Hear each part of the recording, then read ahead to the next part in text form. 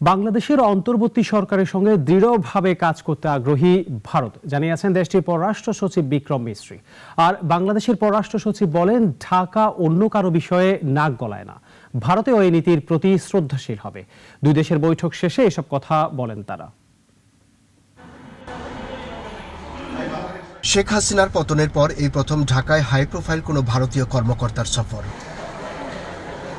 ভারতের পররাষ্ট্র সচিব বিক্রম মিস্ত্রির সফর নিয়ে তাই আগ্রহ ছিল সবার। সকাল 9টায় পৌঁছান ঢাকায়, বেলা 11টায় রাষ্ট্রীয় অতিথি ভবন পদ্মায় বসেন দ্বিপাক্ষিক বৈঠকে।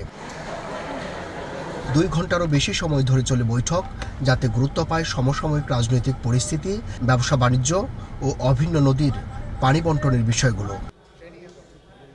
বিকাল 3টার দিকে পররাষ্ট্র উপদেষ্টা তৌহিদ হোসেনের সঙ্গে পররাষ্ট্র মন্ত্রণালয়ে সাক্ষাৎ করেন মিস্ত্রি। এরপরই সেগুনবাগিচায় মুখোমুখি হন সাংবাদিকদের, জানান এই সরকারের প্রতি ভারতের আগ্রহের কথা। India's desire to work closely with the interim government of Bangladesh authorities. At the same time, we also had the opportunity to discuss certain recent developments and issues, and I conveyed our concerns, including those related to the safety and welfare of minorities. We also discussed some regrettable incidents of attacks on cultural, religious and diplomatic properties. We expect overall a constructive approach on all these issues by the Bangladesh authorities, and we look forward to moving the relationship forward in a positive, forward-looking and constructive direction. সচিব বলেন, বৈঠকে খোলা মনে আলোচনা করেছে দুই পক্ষই, তুলে ধরা হয়েছে সংখ্যালঘু ইস্যুতে দেশটির উদ্বেগের কথা। পরে এই নিয়ে ব্রিফ করেন বাংলাদেশের পররাষ্ট্র সচিব জসিমউদ্দিন। বলেন, ভারত যেন বাংলাদেশের অভ্যন্তরীণ ইস্যুতে নাক না গলায়, সে কথাই মনে করে দেওয়া হয়েছে।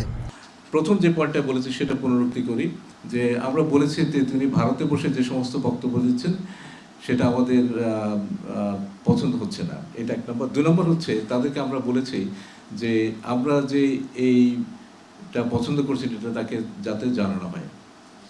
এছাড়া দুই দেশের অনিষ্পন্ন বিষয়গুলো একসাথে কাজ করার প্রত্যয়ের কথা জানান। বলেন, ভারত যেন প্রোপাগান্ডা নিয়ে যথাযথ পদক্ষেপ নেয়, সেই আহ্বানও রেখেছেন জসিমউদ্দিন। পরে প্রধান উপদেষ্টা ডক্টর ইউনূসের সঙ্গে সৌজন্য সাক্ষাতের পর ঢাকা ত্যাগ করেন ভারতের পররাষ্ট্র সচিব বিক্রম মিশ্র। আব্দুল্লাহ শাফি, নাগরিক, ঢাকা।